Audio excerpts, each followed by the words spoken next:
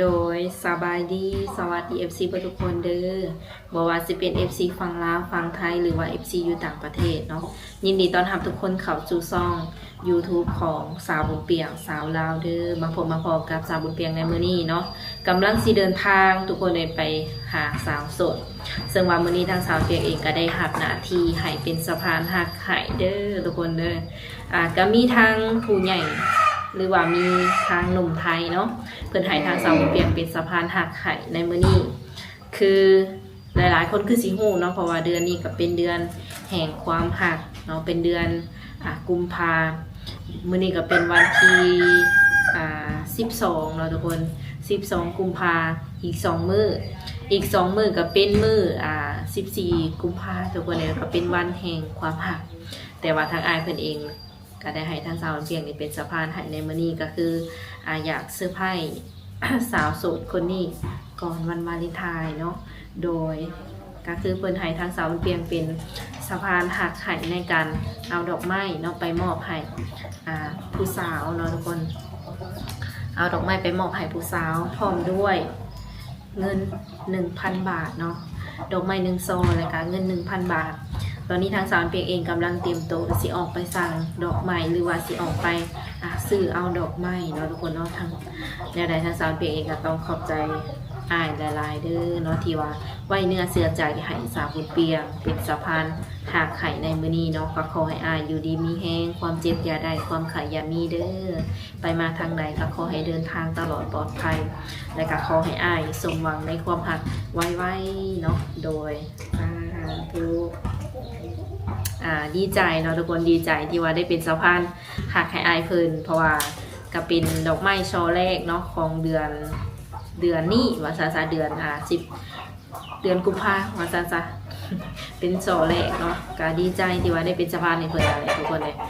คืออ้ายคนนี้เพิ่นก็บ่ได้ประสงค์ออกสื่อออกนามเนาะยันว่า FC หลายคนก็คือสิคาใจว่าเป็นหยังคือบ่ชื่อหยังเนาะเพิ่นบ่ประสงค์ออกสื่อออกนามเนาะทุกคนมีแต่แทนนามให้เพิ่นว่าเป็นหนุ่มฝั่งไทยหรือว่าผู้ใหญ่ใจดีอยู่ฝั่งไทยเพิ่นทุกคนเลยก็บ่ฮู้ว่า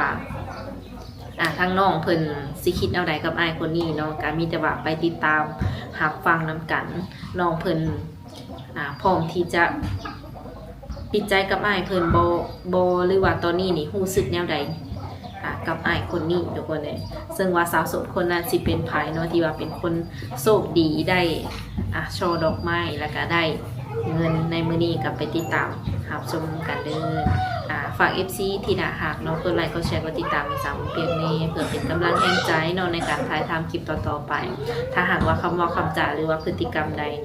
บ่เหมาะสมในคลิปเนาะทางสาวเพียงเองก็ต้องขอโทษขออภัยไว้หลายๆเด้อเนาะสำหรับ FC คนใดที่ว่าอยากติดต่อหาสาวโสดแต่ละคนแม่นแนะนำเนาะให้ทักหาทางสาวบุญเปียงบ่ว่าสิเป็นทางเฟซทางไลน์สาวเปียงสิเอาขึ้นไว้ให้อยู่ต้นคลิปเลยทุกคนใน2ทางติดต่อสิอยู่ในต้นคลิปเนาะแม่นว่าให้ FC ทักมาได้ทุกคนเลยแล้วก็สำหรับคนไหนที่ว่าอยากให้ทางเฮาเป็นสะพานหักไข่กันยินดีเด้อเนาะเป็นสะพานหักหรือว่าสะพานบุญกันยินดีเป็นสะพานไห้แล้วก็คันว่า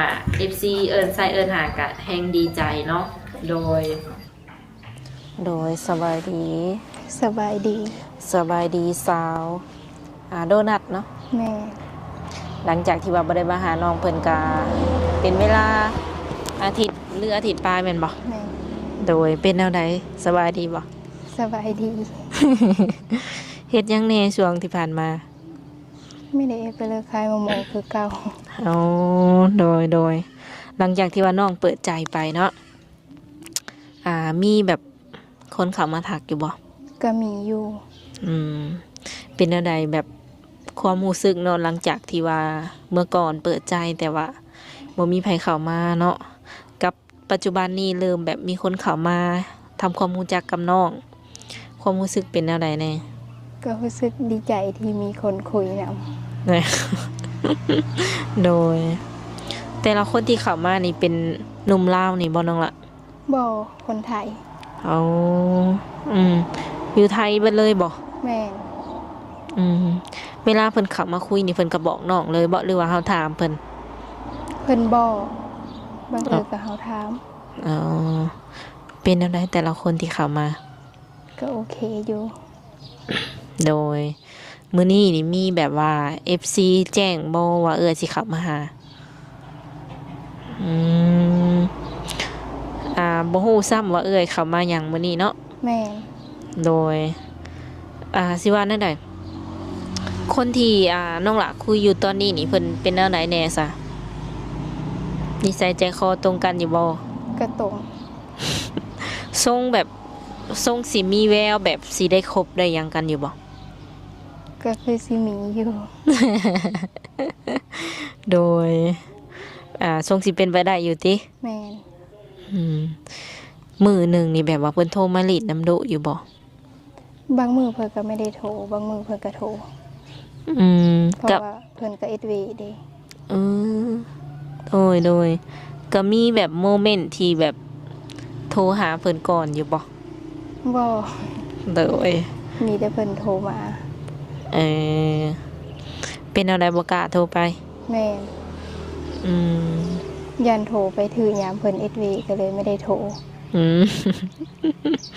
โดย คนที่เพิ่นเข้ามาคุยเข้ามาหยังนี่ก็แบบน้องหลามีบ่คนที่ว่าจะบ่อยากคุยนํเพิ่นเลย มี อืม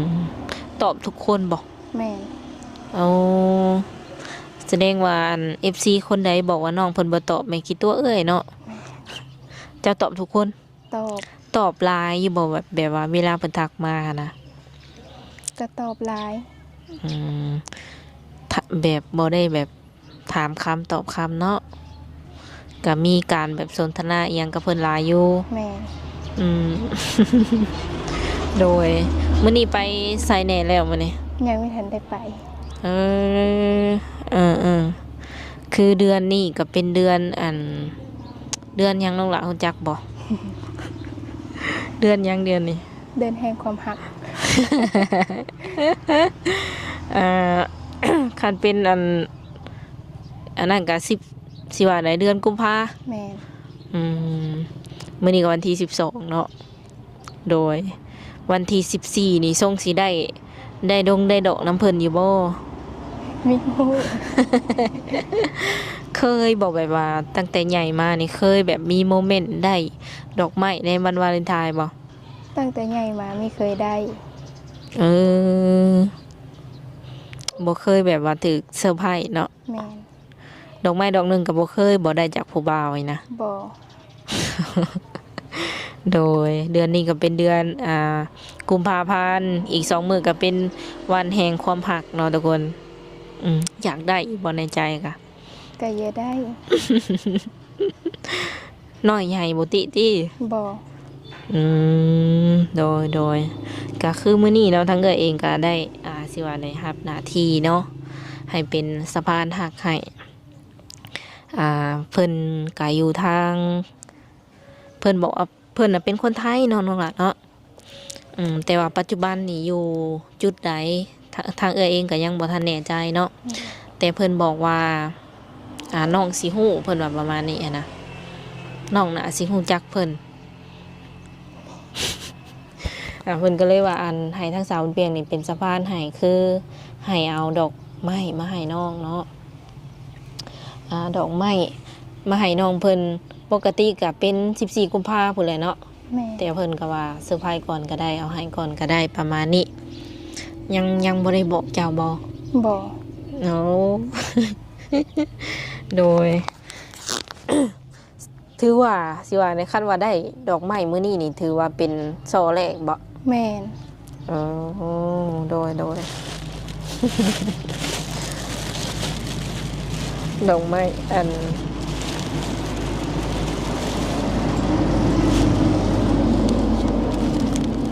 เห็นอะไรเนาะมันอึ๊บ ขอบใจ ปีนมาเบิ่งดูนั่นล่ะตะเพงเลยอุ้มมานั่นแหละ อุ้มมานั่นแหละปีนหน้ามันมาให้ FC เบิ่งนำเนี่ยมาเป็นตะเพงสำใดเนาะถูกใจบ่สีมัน ถือใจ มักบ่เบิ่งดู มัก เป็นอะไรแบบมันเป็นอะไร งาม โดยก็เป็นโซดอกไม้โซแรกเนาะแล้วก็ เพิ่นก็มีทั้งดอกไม้เนาะแล้วก็มีเงินให้น้องนำเนาะ1,000 บาท ขอบใจ โดยบ่ฮู้ว่าสิว่าได้ฮู้อยู่บ่เลยว่าแบบคิดออกอยู่บ่แบบใครเป็นคนฝากให้เฮาจังซี่นะ มีหูเลย บ่ฮู้ซ้ำเพราะว่าเพิ่นบอกว่าเนาะบ่ให้เอื้อยน่ะบอกชื่อเพิ่นบอกว่าคนที่น้องคุยอยู่ตอนนี้เพิ่นว่านั่นนี่แหละบอกสำนี้น้องก็สิฮู้เพิ่นว่า เฮ็ดเอาใดเนาะสิฮู้บัดนี้เนาะคนคุยอยู่ตอนนี้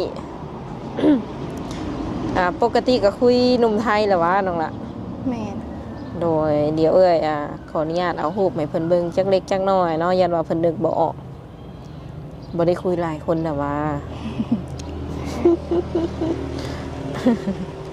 เดี๋ยวหารูปให้เพิ่นเบิ่งก่อนเนาะทุกคนเลยโหแล้ว หูแล้ว เลยเป็นอะไรกับไอ้ผู้นี้ ก็คุยกันกับเพิ่น แบบรู้สึกดีอยู่บ่แบบว่ามีเปอร์เซ็นต์ให้เพิ่นอยู่บ่ตอนนี้ ก็รู้สึกดีอยู่ บ่ได้เอ่ยชื่อเนาะยันว่า FC หลายคนก็คืออยากฮู้ว่าเป็นดอกไม้จากไผเนาะทางสาวเปียงเองก็บอกได้แต่ว่าเป็นดอกไม้จากหนุ่มไทยเพิ่นก็ฝากมาให้น้องเพิ่นก่อนเนาะเพราะว่าสิว่าไดเพิ่นอยู่ไกลแต่ว่าเพิ่นก็อยากให้เนาะ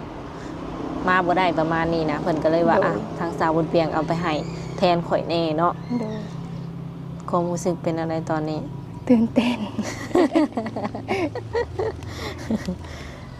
ครั้งแรกมาเลยเนาะ นอนรับอยู่ที่ถึงคืนนี่ นอนหลับ นอนเมื่อคืนนี่บ่ได้ฝันอะไรบ่ บ่ โอ้กับอ้ายเพิ่นนี่แบบมื้อหนึงนี่คุยกันแบบว่าประมาณจักเทื่อซะ คุยแต่มื้อคืนนี่มื้อนี้ยังไม่ได้คุย โอ้ เพราะว่าเพิ่นเอ็ดเวย์ แสดงว่าน้องเพิ่นก็เว้าถึงอยู่ซะเนาะอันสาวเปียงถามตำอิดเนาะเพิ่นก็ว่าบางเทื่อก็ได้คุยบางเทื่อก็บ่ได้คุยแสดงว่าเป็นคนเดียวกัน ส่วนหลายเพิ่นจะโทรมาเล่นน้ำน้องอันช่วงใดน้องละ เพิ่นไม่ได้โทร เอาเฮ็ดอะไรคุยกันแบบใด มี แซดเอา แม่น เออเพิ่นก็เห็นหน้าเห็นตาเจ้าอยู่บ่โอ้ เพิ่นยังไม่เคยเห็น เออเป็นอะไรคือแบบว่าบ่วิดีโอคอลแบบเห็นหน้าเห็นตาเจ้าบ่อยากเห็นหน้าเพิ่นบ่ซะ อย่าเห็น คนที่เจ้าคุยเพิ่นเป็นแนวใดเนาะแบบภูมิห่างหน้าตาเพิ่นเป็นอะไรตัวจริงเพิ่นคือกันกับหน้าปกบ่นี่เนาะประมาณนี้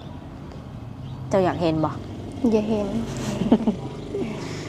ลองเบิ่งเนาะคันว่าอ้ายเพิ่นมีเวลาก็ลองวิดีโอคอลหากันเบิ่งสิได้แบบเห็นหน้าเห็นตากันแบบสิว่าในสักครั้งเนาะ โดย คือเพิ่นแบบว่าบ่โทรมาเจ้าก็บ่ได้โทรไป แม่น เวลาเสร็จกันคุยกันแบบประมาณได้สนองล่ะ ก็คุยมีฮอด10 นาทีซ้ำแล้วเพิ่นก็บอกไปเอ็ดเวย์แต่เฮาก็อาบน้ำเข้านอนเลย ค่ำๆมาแล้วเพิ่นก็แซดมาลิ้นน้ำ ตอนนี้นี่แบบว่าอ้ายเพิ่นมีเปอร์เซ็นต์จับเปอร์เซ็นต์แล้วตอนนี้ ยังไม่ฮู้ ยังบ่ฮู้ซ้ำ แม่น แบบว่าเพิ่นก็มีสิ่งที่ว่าแบบน้องมักอยู่บ่ในโตวเพิ่นแบบประทับใจในโตวเพิ่นอยู่บ่ มี ก็ทรงสิมีสิทธิ์อยู่เนาะ แม่น แต่ตอนนี้นี่ยังบอกบ่ได้บ่ว่ามักหรือว่ามัก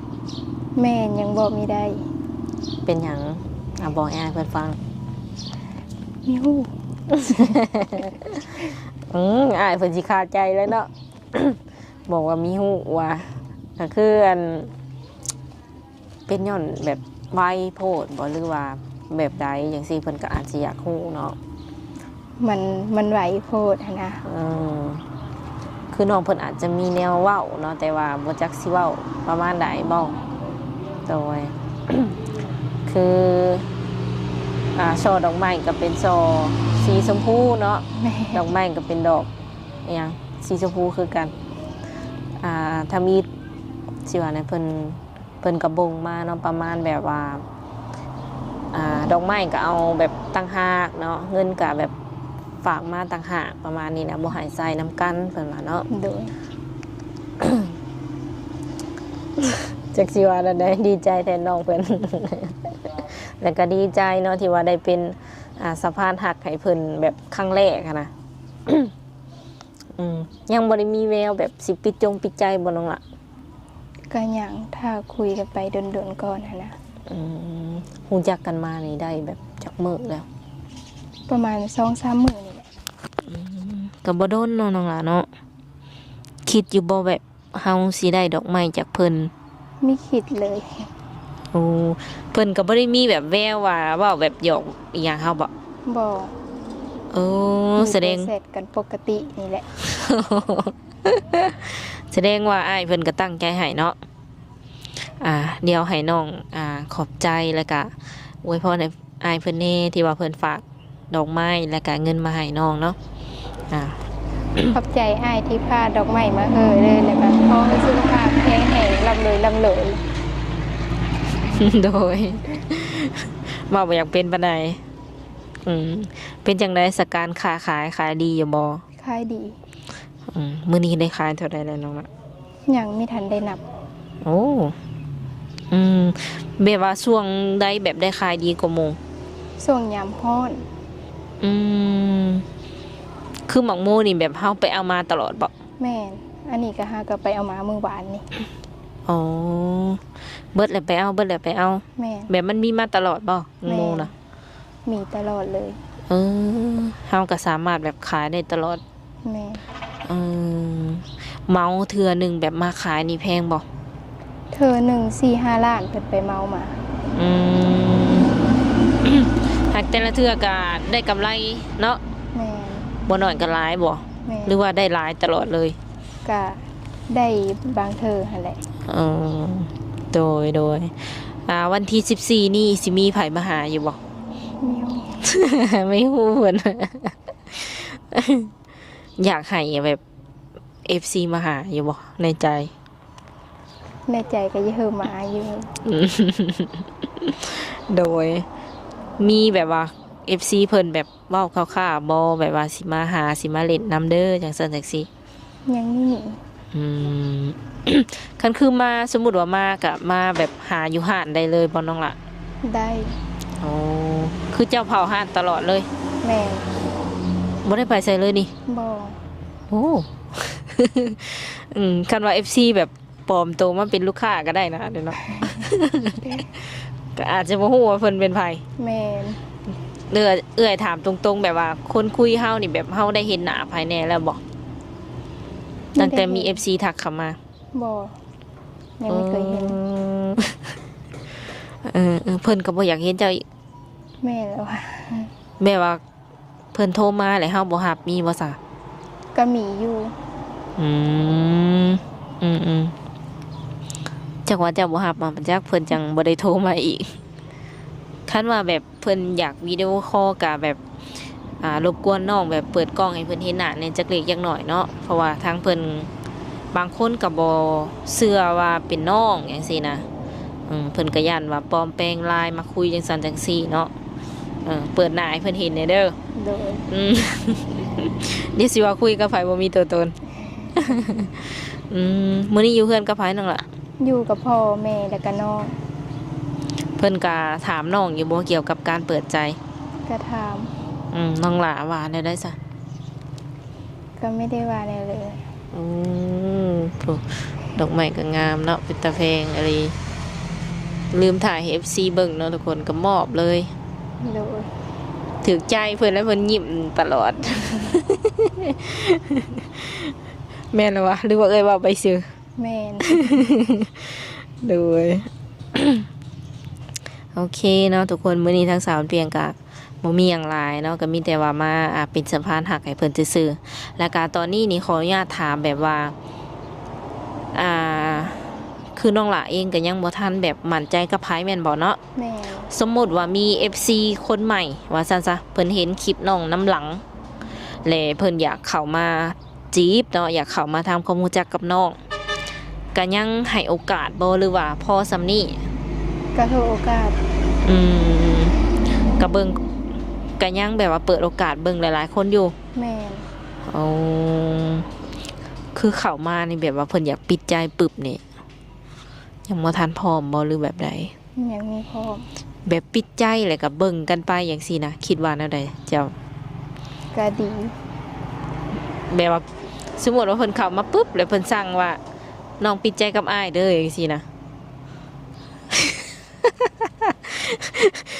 ว่าได้ๆเจ้าคิดว่า ในความคิดของน้อง ก็มีฮู้ก็อย่าตอบเพิ่นว่าลมกันไปก่อนคือเฮาเว้าให้แหละ อืมคือในความคิดของน้องนี่แบบว่า อยากใส่เวลาเป็นเครื่องพิสูจน์ประมาณนี้ แม่น จังตัดสินใจปิดใจ แม่น สมมุติว่าปิดใจไปแล้วบางทีคุยบ่ลงโตเนาะก็อาจสิแบบเฮ็ดให้หลายๆคนเบิ่งไปในทางลบประมาณนี้เนาะ แม่น โอเค ทุกคนเลยนะได้ก็ขอให้น้องหลาเพิ่นสมหวังในความรักเนาะแล้วก็ขอให้อ้ายเพิ่นสมหวังในความรักคือกัน แต่ว่าตอนนี้ก็เริ่มแบบว่ามีความรู้สึกดีๆอยู่เนาะ แม่น มีความหมายถึงว่ามีความรู้สึกดีๆให้อ้ายเพิ่นอะไร แม่นหมี เอาใครแน่ซะ ยันว่าบ่มีเลยเพิ่นสิถอยจาดได้นี่เนาะ โอเค สุดท้ายนี้ทางสาวเปียงกับน้องเพิ่นก็ มีแต่จะได้ขอตัวเจ้าไว้ก่อนเนาะคันว่า FC คนใดอยากคุยกับน้องเพิ่นก็แม่นทักมาได้คือเก่าเนาะ แม่น โดยสบายดีน้องละ สบายดี